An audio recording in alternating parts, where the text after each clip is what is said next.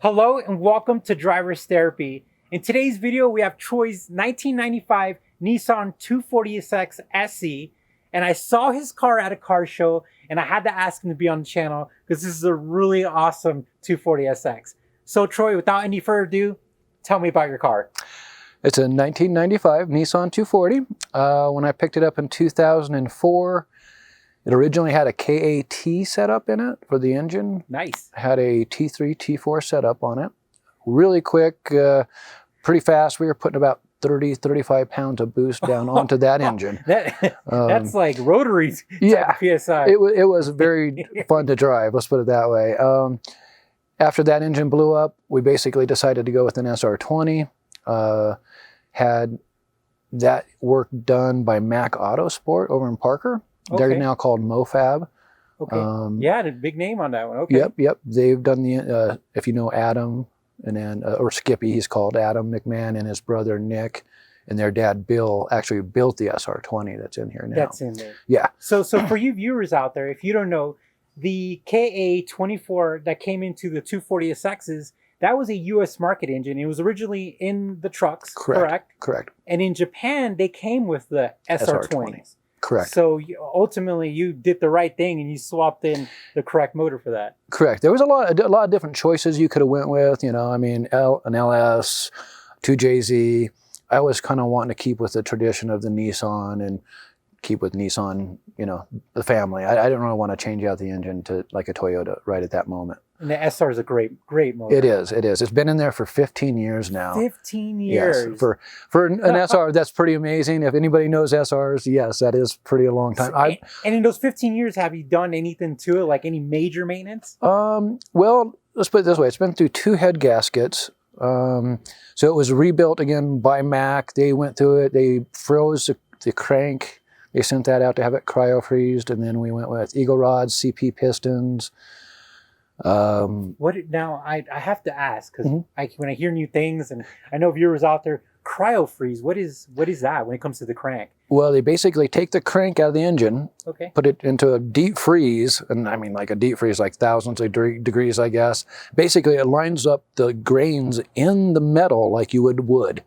Okay. And basically that makes it super, super hard. So, I mean, I guess from what I understand, if you were to drop it, it'd probably just shatter.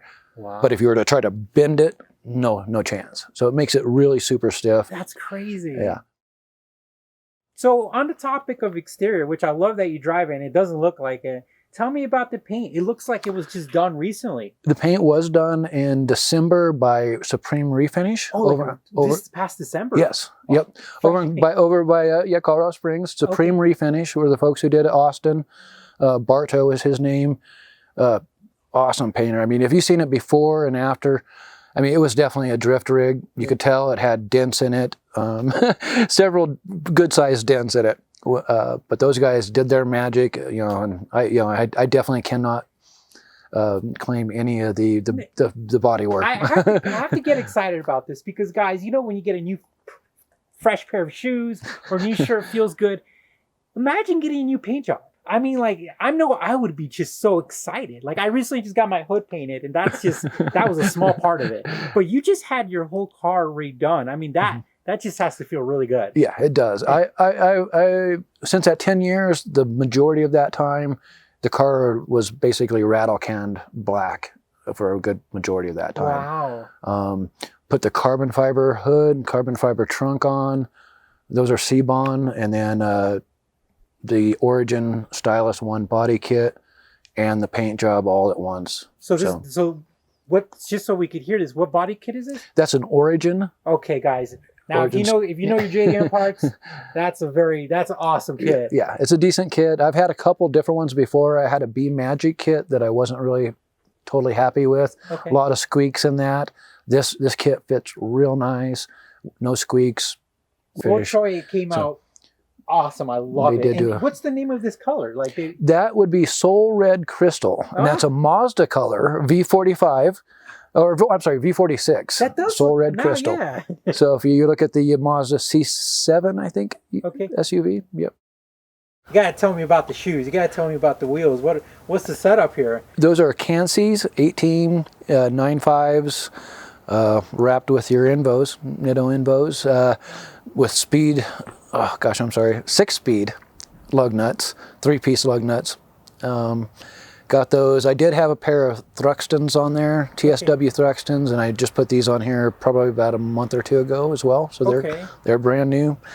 That's awesome. Oh yeah. All right, so we're at the heart of this awesome soul red beast. So tell me a little bit about the SR20 DET for the viewers who don't know the motor. Inline 4-cylinder with a turbo, a single T28 RS turbo, ball bearing turbo. Nice. Putting out probably 18 to 20 pounds of boost.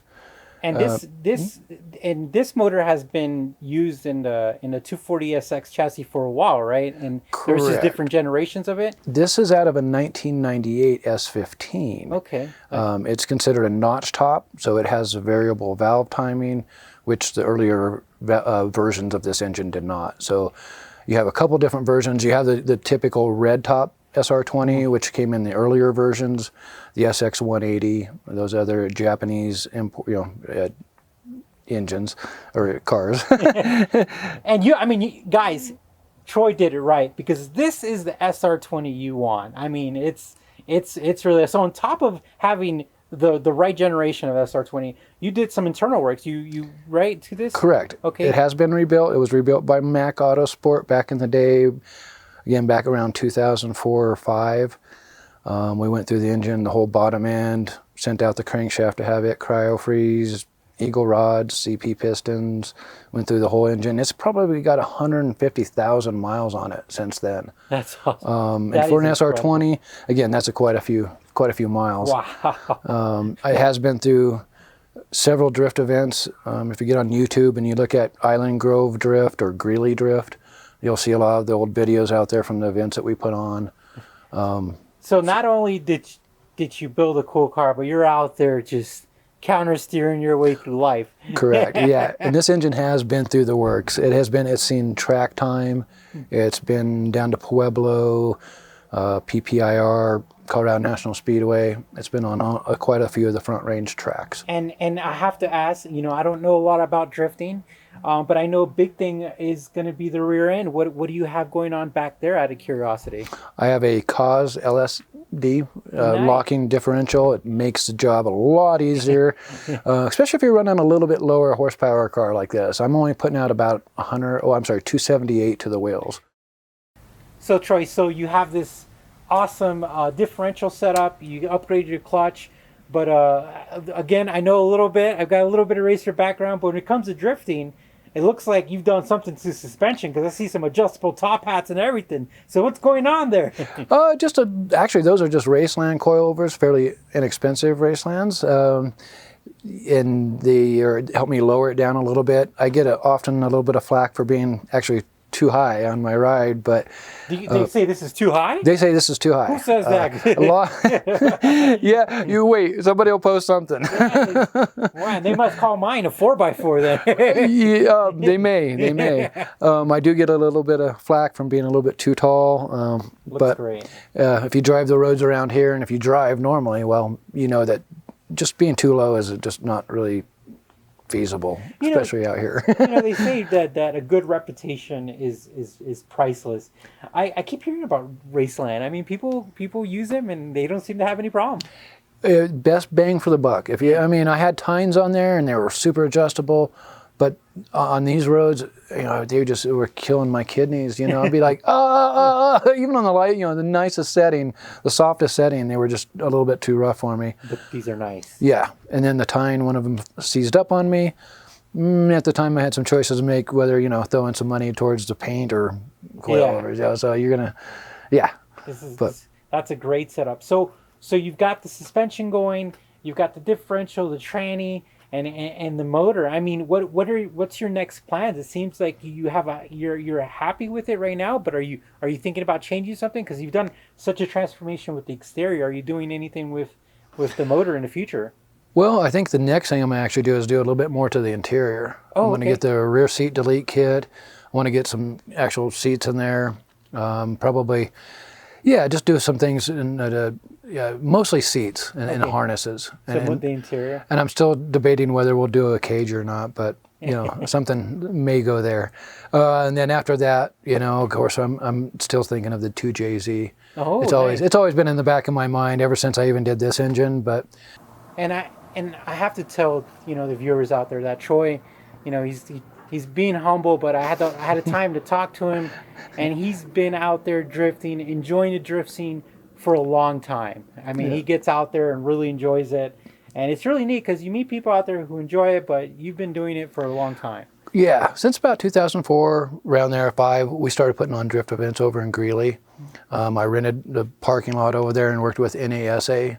They're a great organization too. They helped us insure the events. So yeah, drifting is a lot of fun. I mean, and it can be not so expensive. You know, you don't have to go real high power. You know, that's what's kind of cool about the sport, but it has changed a lot in the years. Nice. So, I mean, yeah. So, I mean, high power, lots of smoke, you know, that's awesome too. So we're hanging out in your interior. Tell us a little more about it. Pretty much stock. Besides the gauges here, I got me a water pressure gauge, oil pressure, and a boost gauge. Got a short shifter going, a B&M short shifter. Again, I want to go with a different steering wheel pretty soon, something with a removable wheel, different seats. I want to get some harnesses going, maybe even a nice roll cage in here at some point. Nice. Well, I have to appreciate, you know, how, you know, being a Japanese lover, I just love how original and how clean it is. You know, this is 95. Yeah. So you've taken care of the car really well. And then you got a sunroof. That's pretty cool, especially in beautiful days like now. One of the things I love about Nissans is their dash. Just the way they're just so smooth, and I'm not sure why I like their symmetry, but the dash looks good, you know, and all their gauges are right where they should be. The 240 is kind of built for a smaller dude. Some guys will be hitting their knees right here. Yeah, okay. So longer, taller dudes don't like it, but if you're short and small like me, then it's perfect for a guy my size. That's awesome. Well, it looks really great. And you, like you say, you plan to do steering wheel seats in the future. So that's cool. But I love the originality. It looks great. Thank you. Thank you. So Troy, thanks so much for taking the time to come out here at Gateway, Colorado and showing us your 240SX. I loved it. And off camera, I was like, are you really going to drift this thing? It's so nice. He's like, if the right event comes around. Well, Troy, sure. Thank you. Thank you for having me. Thank you. And thanks to the Gateway Resort, too, for letting us shoot here. That's awesome. Guys, this place is mind-blowing. If you don't know what Gateway Resort is, go Google it. It's mind-blowing. Well, guys, stay tuned. Thank you for watching, and we'll see you later.